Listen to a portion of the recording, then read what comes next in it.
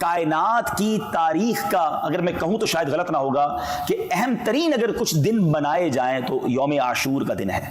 اس دن بڑے اہم واقعات ہوئے۔ حضرت آدم علیہ السلام کی ولادت اسی دن ہوئی، آپ کی توبہ قبول بھی اسی دن ہوئی، کائنات کی سب سے پہلی بارش بھی یوم عاشور نازل ہوئی تھی، چاند ستارے سورج یوم عاشور کو بنائے گئے، حضرت ابراہیم کی ولادت بھی یوم عاشور ہوئی، 10 محرم کا ہی دن تھا، وہ 10 محرم کا دن تھا جب نمرود کی آگ سے آپ کو نجات ملی، حضرت موسیٰ کی پیدائش بھی 10 محرم کو ہوئی، فرعون کے اس لشکر سے جو دریائے نیل میں وہ غرق ہوا اور آپ کو نجات ملی وہ بھی 10 محرم کا دن تھا، حضرت نوح علیہ السلام کی کشتی کوہ جودی پر آ کر جو ٹھہری تھی وہ بھی 10 محرم کا دن تھا۔ یعنی اگر آپ ہسٹری اٹھائیں تو موسٹ امپورٹنٹ جو واقعات ہوئے ہیں ان میں سے بڑے بڑے واقعات 10 محرم الحرام کو ہوئے، مگر سن 61 ہجری میں ایک ایسا واقعہ ہوا، میں یہ کہوں تو غلط نہ ہوگا، جس نے ساری دنیا کو ہلا کر رکھ دیا، ایک ایسا واقعہ کہ اس سے پہلے ظلم و ستم اور جس کو آپ کہیں کہ بربریت کی ایسی مثال دنیا میں کہیں نہیں ملتی۔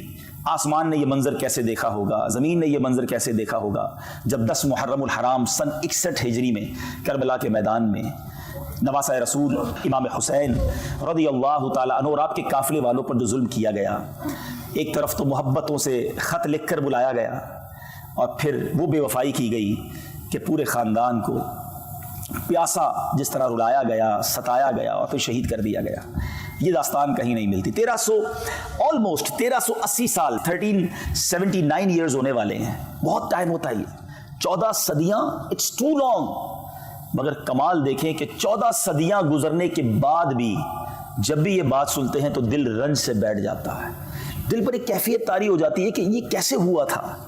اچھا، نارملی ایسے واقعات، تکلیف دہ واقعات دنیا میں آج بھی ہو رہے ہوتے ہیں، اللہ تعالیٰ محفوظ رکھے ہمیں ہر طرح کی ناگہانی آفتوں مصیبتوں سے، کبھی کسی کے ساتھ ظلم ہو رہا ہوتا ہے، کبھی کسی کو معاذ اللہ قتل کر دیا جاتا ہے جو غلط ہے، لیکن یہ واقعہ اتنی اہمیت کیوں اختیار کر گیا اور اس کو کیوں تاریخ کا اتنا بڑا المناک واقعہ کہا گیا کہ یہ لوگ کون تھے؟ جب تک یہ پتہ نہیں ہوگا نا کہ بات کس کی ہو رہی ہے، ان کا سٹیٹس کیا تھا، ان کا مرتبہ کیا تھا، اسلام میں ان کی اہمیت کیا تھی۔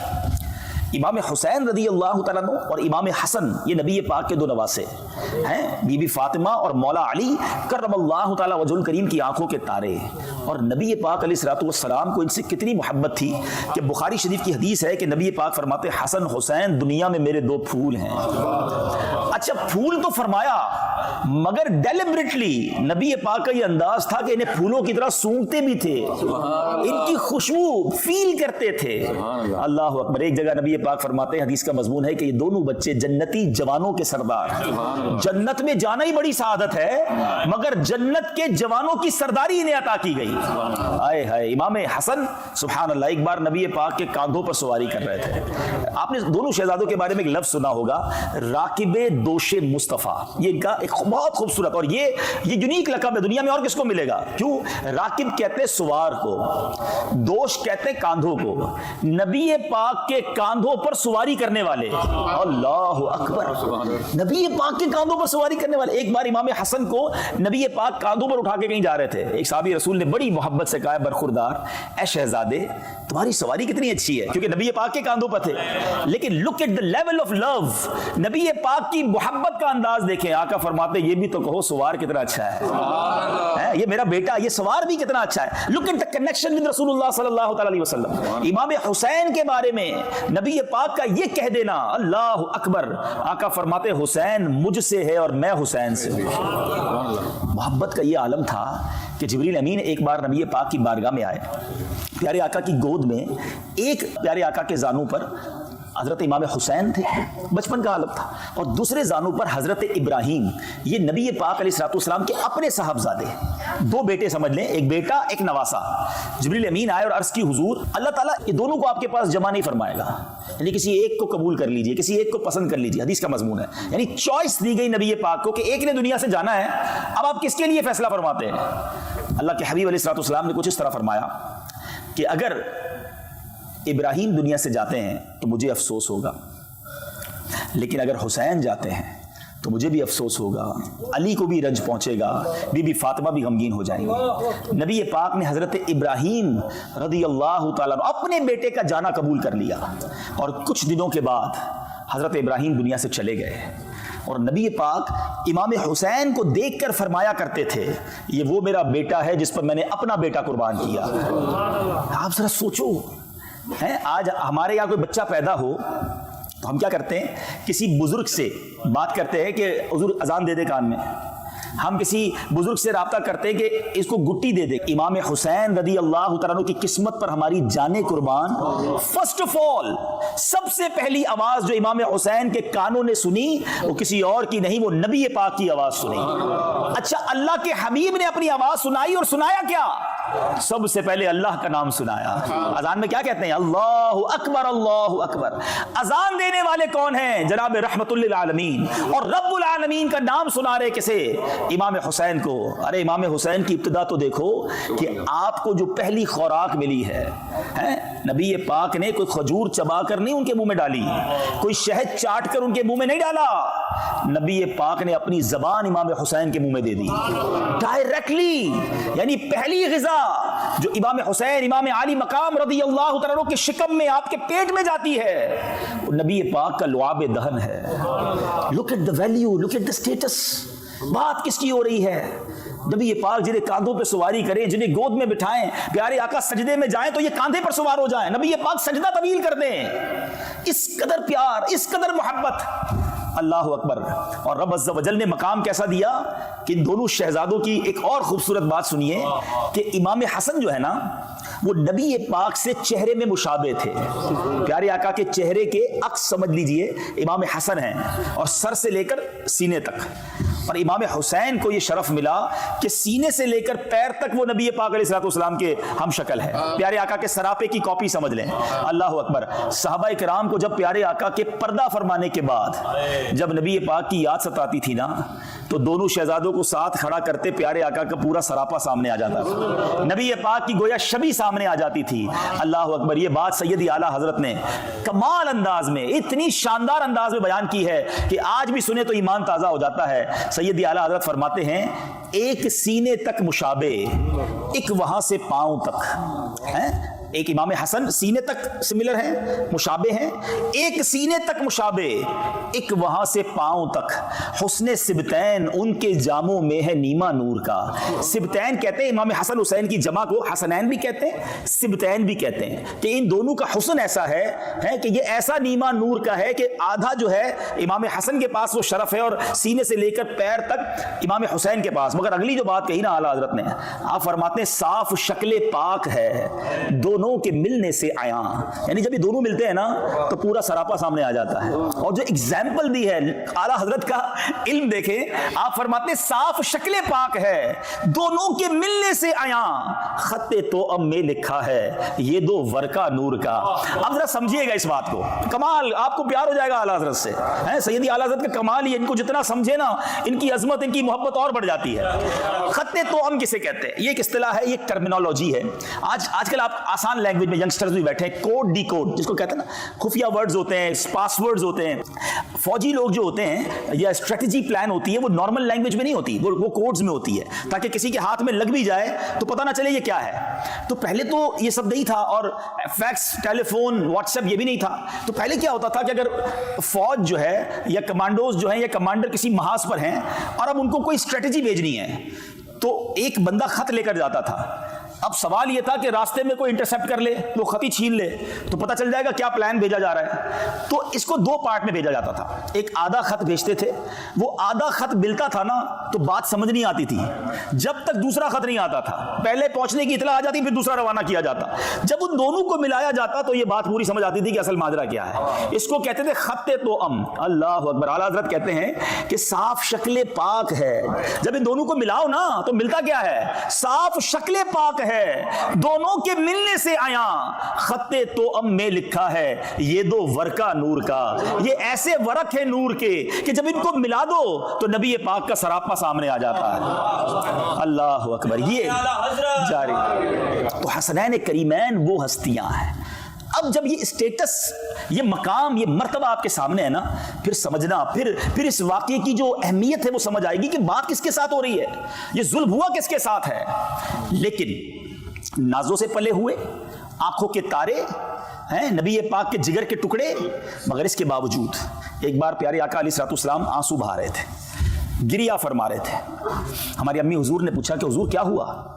نبی پاک علیہ الصلوۃ والسلام نے کچھ اس طرح فرمایا کہ جبریل امین آئے تھے اور مجھے آ کر بتایا کہ میرے اس نواسے کو میری امت کے لوگ شہید کر دیں گے، اور مجھے جبریل امین نے اس جگہ کی مٹی بھی دکھائی ہے.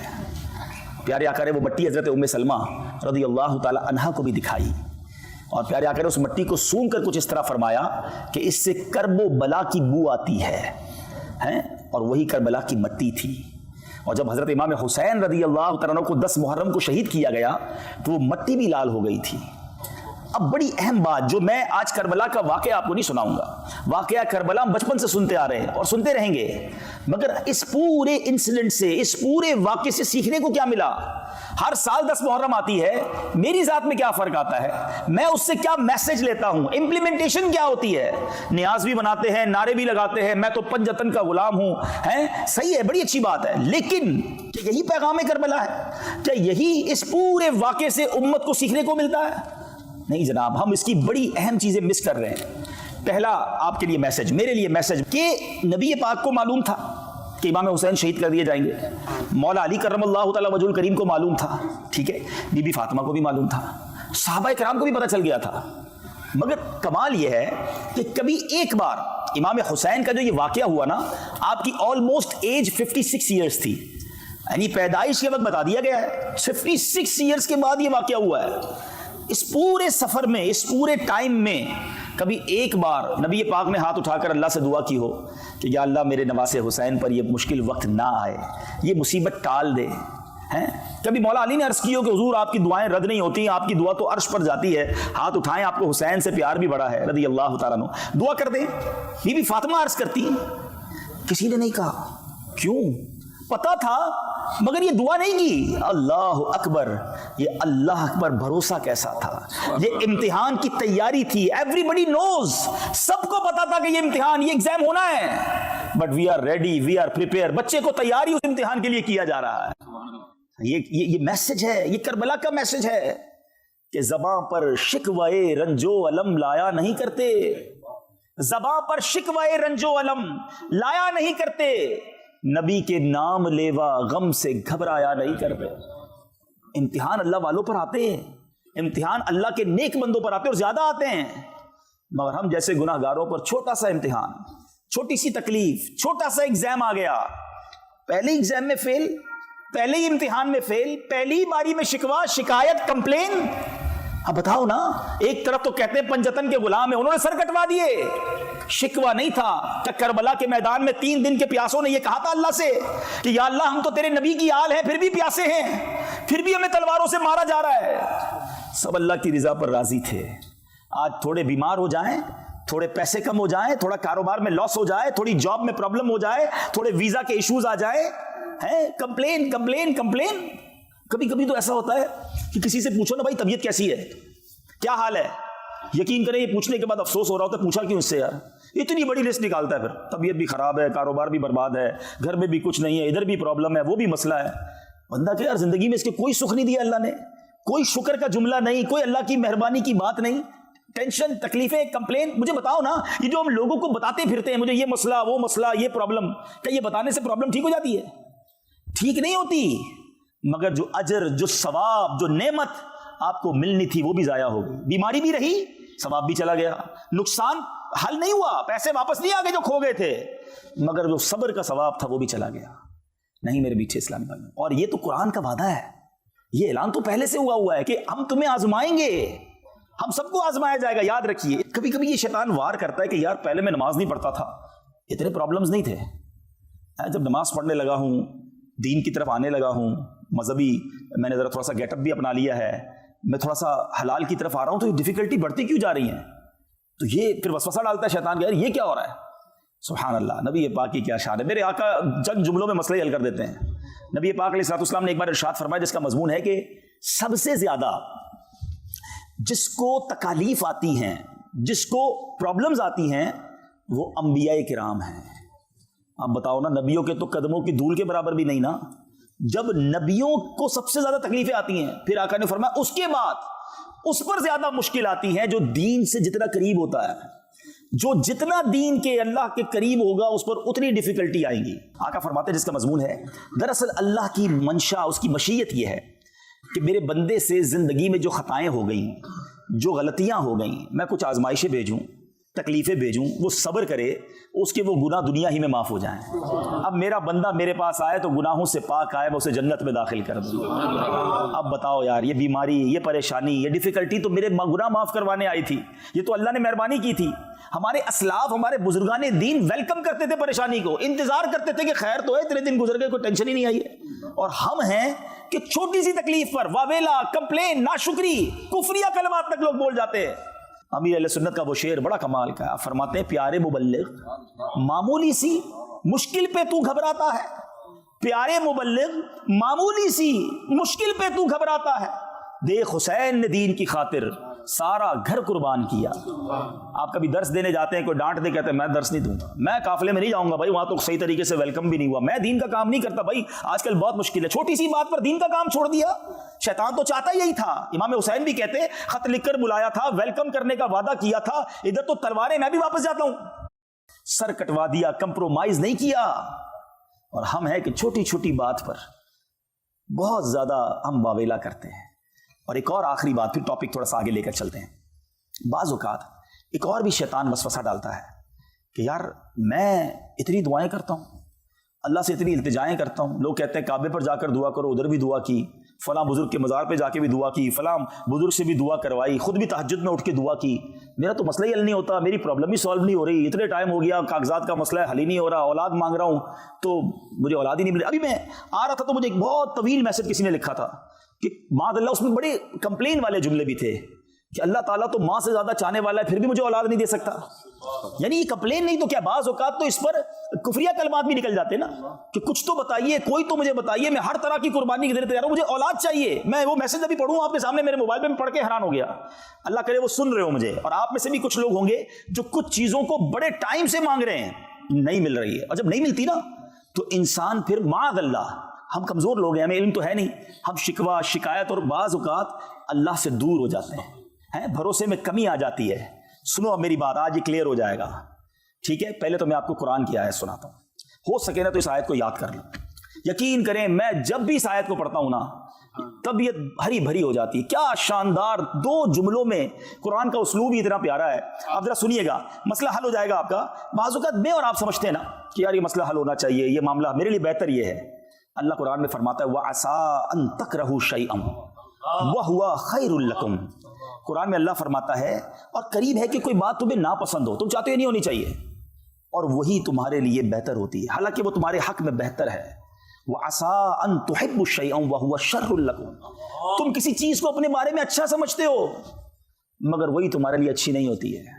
اور اس آیت کا جو اگلا جز ہے نا, آئے ہائے, یقین کرو اللہ تعالیٰ کیا فرماتا ہے, اللہ جانتا ہے اور تم نہیں جانتے. میری آپ کی اوقات کیا ہے. اللہ فرما رہا ہے کہ تم کسی چیز کو اچھا سمجھتے ہو, نہیں ہے تمہارے لیے اچھی.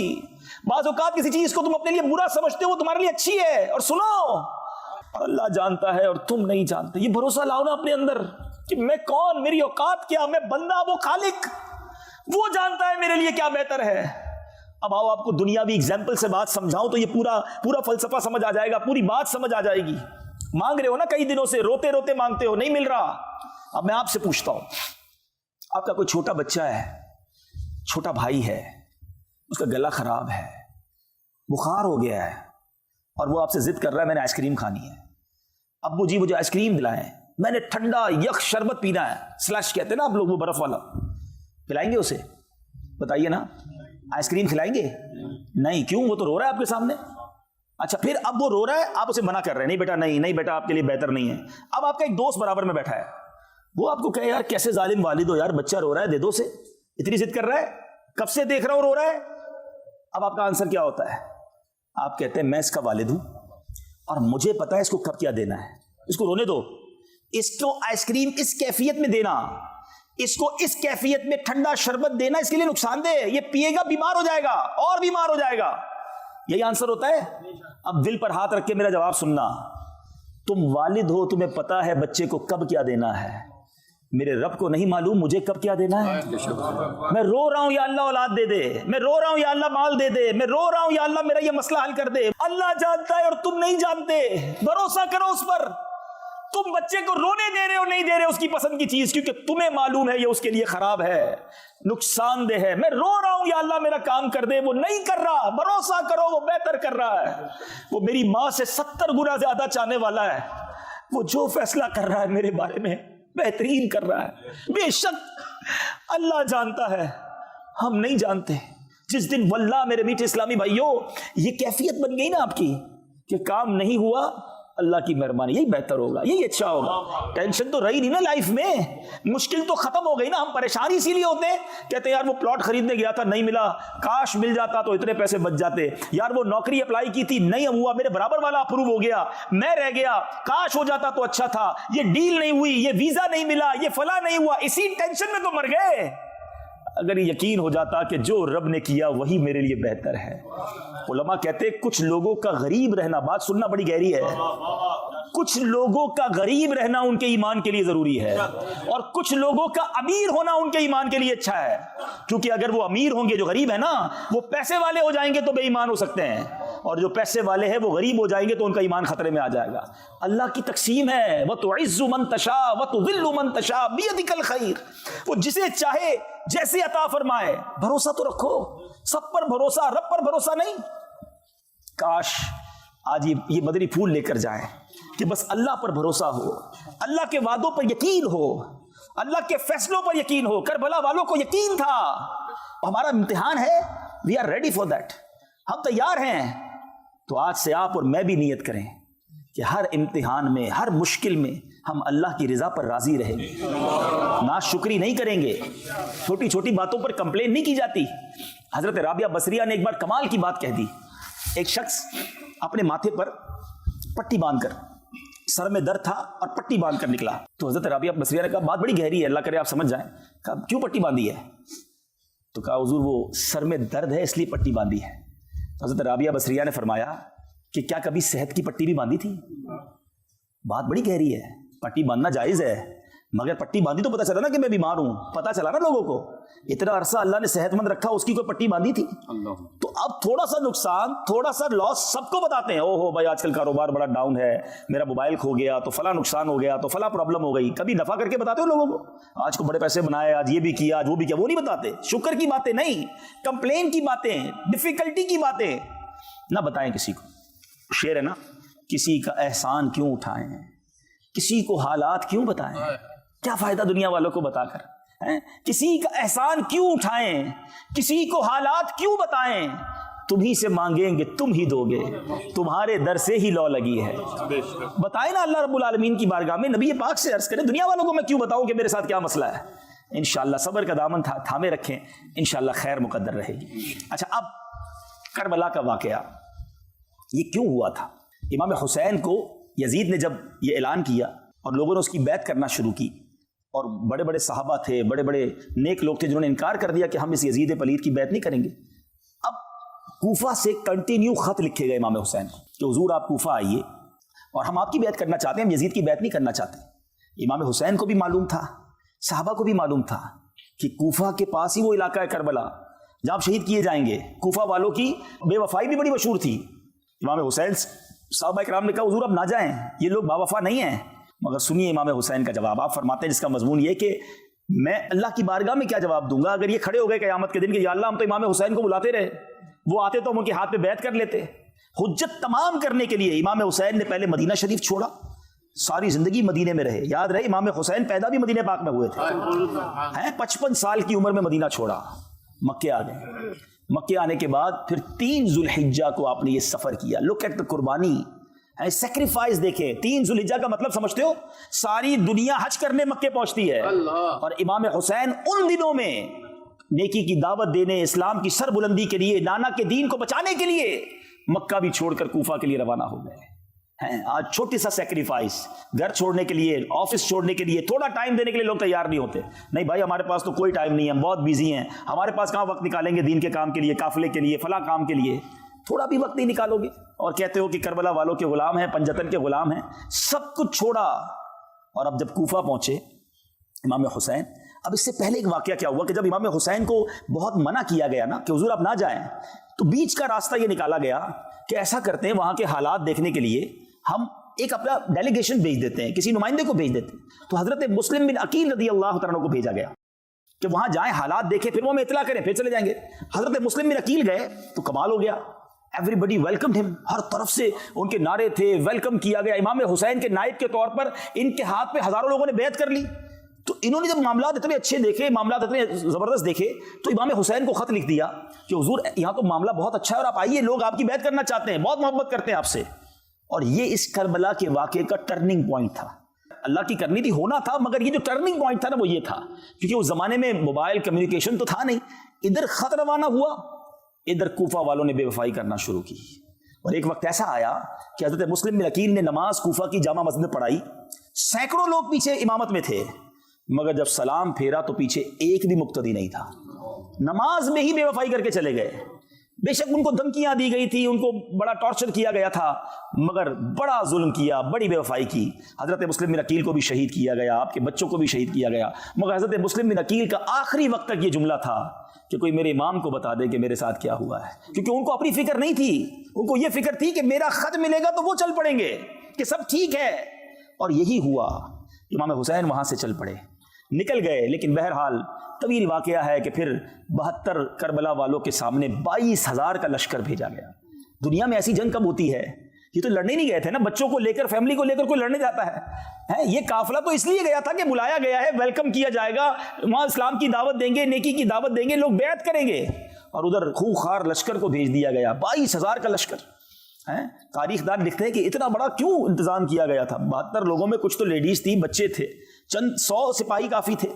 انہیں پتا تھا کہ یہ شیر خدا کا خون ہے, یہ اللہ کی تلوار کی اولاد ہے, نبی پاک اور شہزادی کونین کا خون ہے ان کے اندر, ان سے آسان نہیں ہے لڑنا. اور ایسا ہوا بھی کہ جب یہ مارکا ہوا تو کئی لوگ خاک و خون میں نہلا دیے گئے اور ان کو برباد کیا گیا امام حسین کی تلوار سے. اور بڑے بڑے ہمارے جو اہل بیت اطہار کے جو سمجھیے کہ شاہ سوار تھے, لیکن آخرکار 3 دن کی پیاس, 3 دن کی بھوک, یہ شہید کر دیے گئے.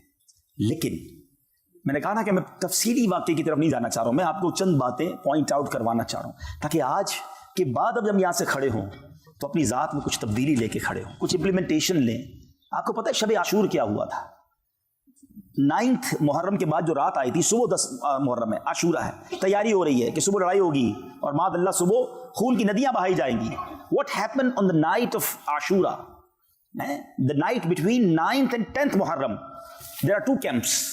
2 کیمپس تھے, ایک 72 اہل بیت اطہار والے تھے اور ایک یزیدی کیمپ تھا جہاں 22,000 لوگ تھے.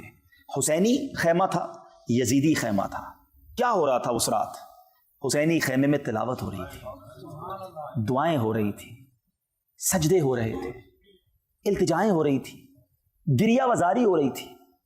اور یزیدی خیمے میں ناچ ہو رہا تھا, گانے ہو رہے تھے, شراب ہو رہی تھی, عیاشیاں ہو رہی تھی. This is the message of شب عاشور for all of you. ہم سب کے لیے یہ پیغام ہے کہ ہماری راتیں کیسے گزر رہی ہیں, تلاوت میں, نماز میں, عبادت میں, یا معاذ اللہ شراب میں, بے حیائی میں, ناچ گانوں میں, فلموں ڈراموں میں. اے پنجتن کا غلام کہلانے والوں, میں آپ سے بات کر رہا ہوں. بات تو بڑی کرتے ہیں کہ میں امام حسین پر اپنی جانیں قربان, کربلا والوں پر سب کچھ قربان, لیکن بتاؤ نا لائف کیسی گزار رہے ہو, یزیدی طریقے پر یا حسینی طریقے پر؟ حضرت ابو ہریرہ رضی اللہ تعالیٰ کہتے رمضان کے دن تھے اور نبی پاک علیہ الصلوۃ والسلام نے جو جمع ہوا تھا مال وغیرہ, زکوٰۃ وغیرہ, اس کی نگہبانی میرے ذمہ لگائی تھی. کہتے میں رات اس کی نگہبانی پہ تھا, ایک چور آیا, اناج اپنے تھیلے میں بھرنے لگا. کہتے میں نے دیکھ لیا, میں نے اسے پکڑ لیا. کیا کر رہے ہو؟ مسلمانوں کے مال سے مال چلا رہے ہو.